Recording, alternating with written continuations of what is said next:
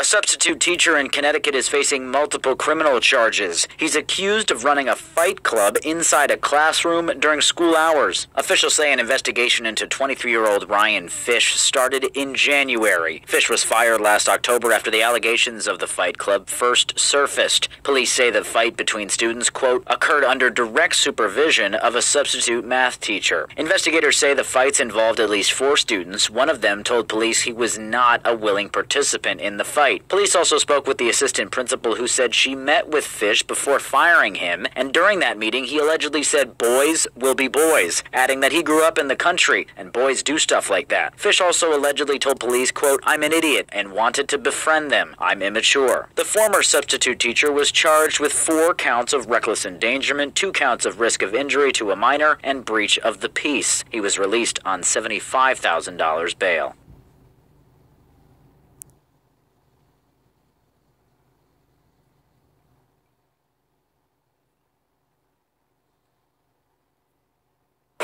It's finally here. La-Z-Boy is getting ready for our biggest sale of the year. And now...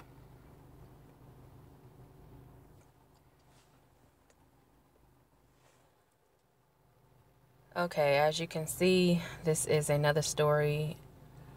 I'm like, if black folks don't get their kids out these schools and try to do something, either African-centered school or homeschooling or some type of private school, even if you would prefer a religious school, these people are crazy. So you have this man, Ryan Fish, 23, who was a substitute teacher, who ran a fight club. If you remember the movie Fight Club, starring Brad Pitt and I forget the other man's name, there was the movie was centered around Fight Club, this underground secret society, this brotherhood, I guess you could say, where these men would fight each other. And I remember when I was in high school, a lot of white guys in high school, they were like in Boy Scouts, they were in different organizations, and this is something that they do to test each other's skill, to test each other's manhood in a way where they just fight each other for no apparent reason, other than to see who's more dominant. It's something that dogs do as well. So they train and figure out what's the best fighting techniques, and then they use those techniques, and then it also, they use those techniques to fight each other, and they come to school with strange bruises and cuts and stuff, scrapes and everything on their face, and besides the overwhelming amount of acne, they would come to school with all these scratches and bruises and stuff. And you know how white people bruise, it turns green and brown and weird colors. That's that lack of melanin. And it would take weeks or sometimes days for them to heal up. But this teacher, the substitute teacher in Montville High School, in Connecticut, he's forcing the students in this high school to battle it out while other students recorded on their cell phones and cheered. So basically, if the students hadn't recorded this hellion, this demon, there probably would not be a story about it. So he faces multiple charges for running a fight club among the students, and then he tries to play it off. The truth is, he plays it off by saying, the truth is, I'm an idiot and wanted to befriend them, Fish told investigators, according to his arrest affidavit. And you can find that here linked, it's underlined in blue. We already know what happened. I don't need to go through that. He's trying to play it off as if, I was just stupid, and I'm surprised he didn't go for the mental illness type of thing, go for that excuse. But no, he knew exactly what the hell he was doing. You have to remember, he's 23, so he's only like 5 to 7 years removed from some of these students. And he thinks that just by saying, I was stupid. No, and he's in a math class. He's substituting in a math class where students are supposed to be learning about mathematics, a very important subject that's on the SAT and ACT, and this motherfucker sitting here saying, oh, forget about math, let's just fight it out. And that's typical. This is very typical. This is not uncommon to see this type of behavior. Not necessarily a fight club, but to see the type of behavior that's so irresponsible, you know, and reckless like this. He was saying, I've just tried to be the teacher that kids could come to and actually express themselves and actually work through their issues. Kind of have a social thing. So a social thing is beating each other up, beating the shit out of each other. That's social to him.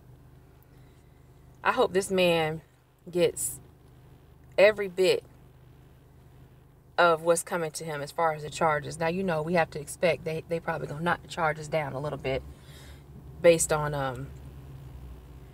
color, of course.